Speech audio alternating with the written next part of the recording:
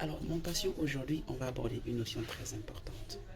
Une notion qui te sauvera la vie, une notion qui te permettra de voir un peu plus clair lorsqu'un médecin te recommande de ne pas consommer de l'alcool ou même lorsque ton pasteur ne veut pas que tu prennes de l'alcool.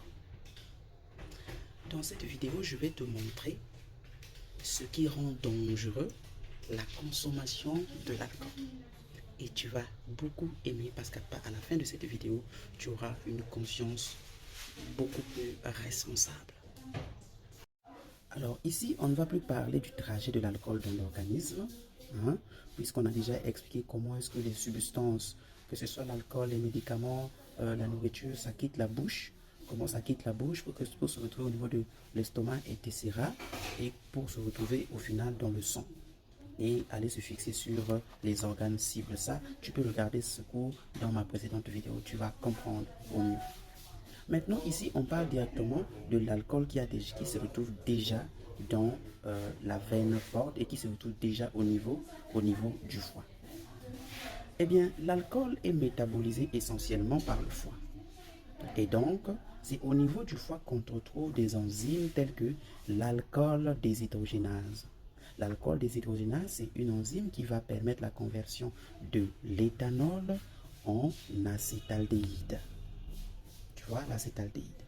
Mais il y a une notion que tu dois comprendre, c'est que l'acétaldéhyde est un composé très toxique. L'acétaldéhyde est un composé très toxique. C'est ce composé qui est responsable de la gueule de bois d'ailleurs. Mais en outre, il peut provoquer de très gros dommages à ton foie, notamment le syndrome qu'on appelle le foie gras, où ton foie va se remplir de matière graisseuse et n'assurera plus son action ou sa fonction dite de métabolisation.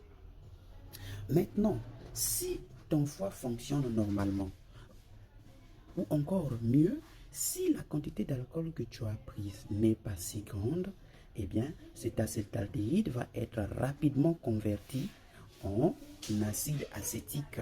Vous voyez, tu connais le vinaigre, tu vois, pour la salade, etc. Le vinaigre est essentiellement composé d'acide acétique et d'eau. À très faible pourcentage, je pense, dans les 5-6%. Donc, la conversion de l'acétaldéhyde en acide acétique est assurée par une enzyme qu'on appelle l'acétaldéhyde déshydrogénase. Et à partir du vinaigre, cette molécule ici n'est pas toxique pour l'organisme. Là, déjà, le processus de détoxification avait déjà été lancé. Et cet acide acétique va être converti via les hydrolases en gaz carbonique et en eau. Le gaz va donc être éliminé sous forme gazeuse au niveau des poumons. Et donc, l'eau va être éliminée sous forme d'urine, n'est-ce pas? Et d'ailleurs, c'est ça qui fait que lorsque tu bois beaucoup, tu as tendance à visiter beaucoup de fois les toilettes. C'est parce que l'alcool a la capacité d'inhiber aussi une hormone qu'on appelle l'ADH, c'est-à-dire il va inhiber l'ADH qui est l'hormone antidiurétique, et cet alcool-là, en inhibant cette hormone, eh bien, il n'y aura plus un contrôle de liquide, donc il n'y a plus la capacité de rétention de liquide.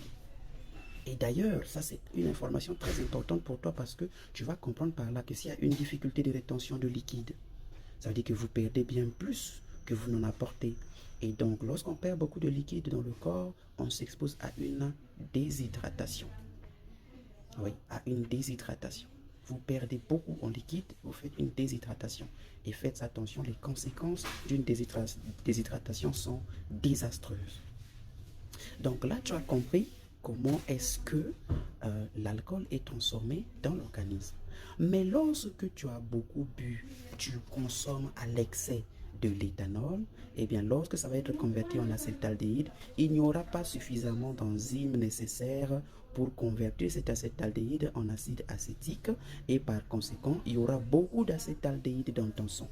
Et c'est ce composé qui est responsable de l'intoxication à l'alcool. Fais très attention.